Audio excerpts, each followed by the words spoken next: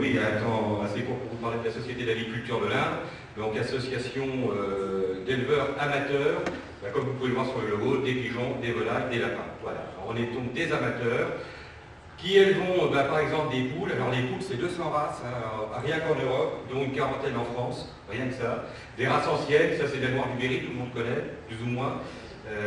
Races qu'on essaie de développer, qu'on essaie de maintenir, et puis qu'on essaie de sauvegarder vis-à-vis des races industrielles, je dirais. Là, ça marche. Hein. Il y a d'autres races françaises, évidemment. On a aussi des canards. Bon là, moins de races, une quarantaine de races, dont une dizaine françaises. Ça, c'est une race allemande, c'est le bleu de Saxe. Alors, tous, ou presque, sont issus du canard colbert. On voit une petite frisette au niveau de la queue. Il y a une autre espèce de canard, qui est le canard de Barbarie, qui, bon, a un aspect un peu différent, je dirais. On fait des oies aussi, hein, une dizaine de races françaises, tu vois. Ça paraît pas.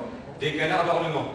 Là, on a quelques éleveurs dans l'association qui se sont spécialisés dans le canard d'ornement. Alors, c'est un peu plus difficile, parce que c'est des oiseaux qui n'ont pas les mêmes besoins, qui ne sont pas domestiques, et puis surtout, par ces temps de vie clairière, c'est pas nécessairement facile de les garder à la maison. Mais on y arrive. Donc, canard d'ornement, des faisans, des lapins, avec des races françaises, comme cette race-ci, qui est le géant papillon français. Donc, un lapin qui fait 5 ou 6 kilos quand même, hein, c'est copieux. Une bonne quarantaine de races en Europe, là aussi, dont une quinzaine françaises. Et en France, on est spécialiste des gros lapins. Voilà. Il y a les lapins nains, ça, c'est pas nécessairement des races françaises. Alors, vraiment, vous voyez la longueur des oreilles, là, on est dans du vrai lapin nain, c'est pas nécessairement des lapins nains que vous achetez en animalerie qui, quand ils ont fini de grossir, font 3 kilos. Ça, on est sur des animaux qui font 1 kilo maximum quand ils sont adultes. Alors, c'est de la sélection, on est toujours dans l'exagération un peu des caractères. Idem pour les pigeons, plusieurs centaines de races hein, dans le monde. On doit dépasser les 1000 races. Les pigeons de forme. Les pigeons de forme, c'est des gros pigeons, c'est des pigeons à manger. Une race française assez emblématique, le mondain. C'est un très très gros pigeon, ça fait 1 kilo, un pigeon comme ça. Comme vous pouvez penser que ça ne vole pas. Vous avez après, bon, esthétiquement, ça peut se discuter, les pigeons à caroncule, donc qui ont les yeux bordés et puis les narines un peu encombrées. Bon, faut aimer.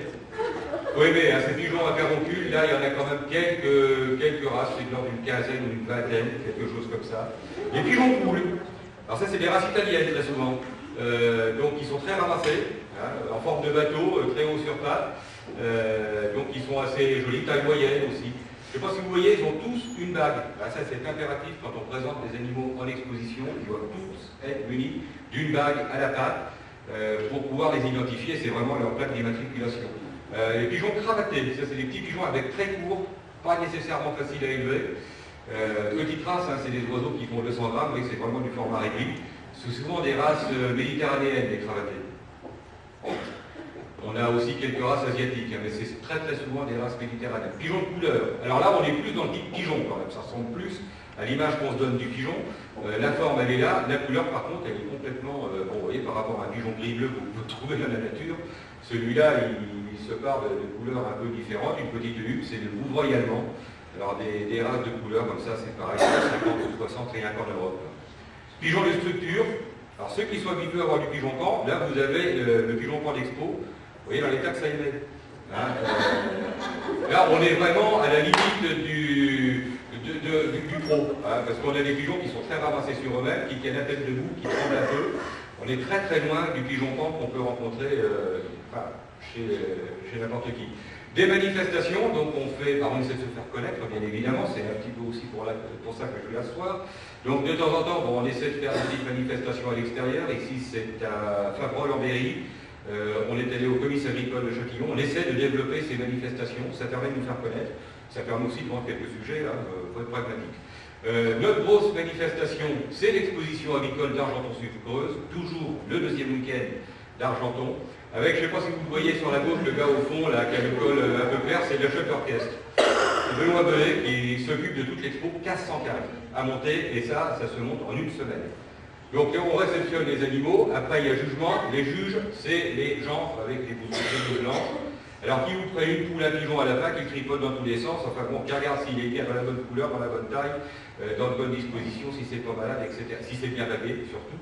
Et s'il n'y a pas un défaut, si ceci et cela. Et quand ça marche, pof, vous retrouvez comme ça, avec sur la cage une petite fiche, et là vous voyez, il y a 95 95, c'est... Ah, c'est bon ça. Ça c'est bon, c'est un prix d'honneur. Donc là, on a un coq de race Sussex. Alors le juge marque sur la petite fiche les qualités, les défauts, les souhaits et la note. Donc ça va de 91 à 98 très rarement. Une vue générale de notre exposition, ça paraît pas, on fait 1000 visiteurs en 2 jours. 1000 visiteurs en 2 jours, là ça ne voit pas. Donc voilà, une vue d'ensemble. Ça c'est au moment de l'ouverture, alors des petits exposants à droite à gauche, on a une marchande de fromage, un marchand de matériel. On a une inauguration, bon, je pense qu'il y en a un qu'on connaisse au milieu. Je parle pas du coq, hein. Donc voilà, on essaie de faire l'inauguration, c'est l'occasion aussi de se faire connaître. Et puis pourquoi pas de démarcher un peu les officiels pour avoir le nerf de la guerre, à savoir les subventions. Parce que ça on est toujours à la course hein, pour cette affaire-là. Bon, comme on a touché quelques subventions et qu'on essaie de se moderniser, on a acheté un local parce qu'on a plein de matériel, il faut bien mettre quelque part. Donc on a acheté une grange, pas loin d'Argenton. Là c'est en travaux, mais tout le matériel est à l'intérieur évidemment.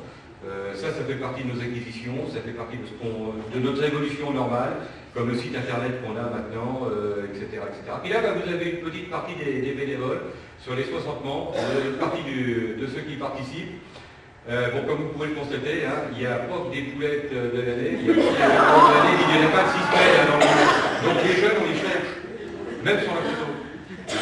Donc voilà, on recrute. Hein, s'il y a des gens parmi vous qui êtes intéressés pour prendre pas mal de temps pour élever des volailles, des lapins, parce que c'est prenant quand même, et que vous voulez nous rejoindre, vous êtes les bienvenus, parce que ça va quand même sérieusement rajouter du perdre. On est preneurs. Voilà.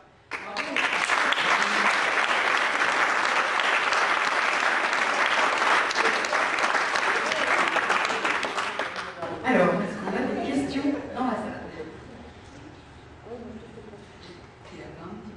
C'est quoi la grippe aviaire? Ah, c'est quoi la grippe aviaire? Ouh là là. Eh bien, c'est une maladie qui... Bon, c'est un virus, hein, comme la grippe humaine. Donc, avec un H, un N. Donc, alors là, en l'occurrence, cette année, c'est H5N8. Et cette grippe aviaire, c'est une saloperie parce qu'elle a tendance quand même à faire mourir les oiseaux. Et notamment en élevage. Et c'est une maladie qui est très contagieuse.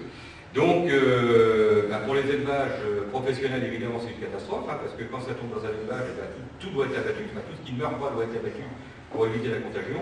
Et la solution de facilité pour l'administration française et européenne, c'est de considérer que c'est des oiseaux sauvages qui appliquent la vérole, parce qu'au moins, ça éloigne tout le monde. Il n'y a plus d'histoire, comme c'est du sauvage, on ne peut rien faire. Et puis, bon, ça ne remet pas en cause les petits problèmes qu'il peut y avoir dans certains circuits professionnels. Voilà. Bon, en attendant, cette année, on en a encore. Hein. Bon, ça revient tous les ans maintenant, je pense que de toute façon, il va falloir qu'on s'habitue à vivre avec. Et nous, éleveurs amateurs, il faudra qu'on s'adapte, c'est-à-dire avoir des conditions d'élevage différentes. Et oui, ça nous enquiquine parce que ça peut nous plomber l'expo. Mais je pense surtout aux éleveurs professionnels qui, eux, évidemment, hein, quand tout part à l'abattage, c'est pas marrant pour eux. Il y a des indemnisations, ça fait pas le tout, parce que voir le fruit de son travail partir à l'équarrissage, très moyen. Et puis, il y a le consommateur qui, derrière, n'est pas toujours très bien informé et qui, de temps en temps, se dit « Oula, on ne va pas manger ça parce que ça craint un peu ». Je vous rassure, la grippe aviaire, tout au moins la souche qu'on a actuellement en France, elle n'est pas contagieuse pour l'homme et vous pouvez parfaitement consommer du foie gras, du poulet, du canard, de la patate, tout ce que vous voulez, il n'y a aucun risque. Heureusement. Vous les laissez enfermer? Alors il faut, oui. Alors là, pour les éleveurs professionnels, bon, il y a des dérogations dans certains cas, mais pour les éleveurs amateurs, on est tenu, on est obligé de confiner les volailles. Alors nous, on est une association, moi mon boulot en tant que président, ça a été de répercuter auprès de mes membres en leur disant, faites preuve de civisme, même si ça ne vous plaît pas, il faut les renfermer. Alors je ne vous cache pas que pour les poules, c'est pas très... Pour les pigeons, les tourterelles, ça, il n'y a pas de souci. Parce que c'est une volière, donc ça ne bouge pas, et il vaut mieux pas que ça sorte d'ailleurs. Parce que ça choque d'autres maladies. Pour les volailles, les poules, parfois on ne leur demande pas trop leur avis.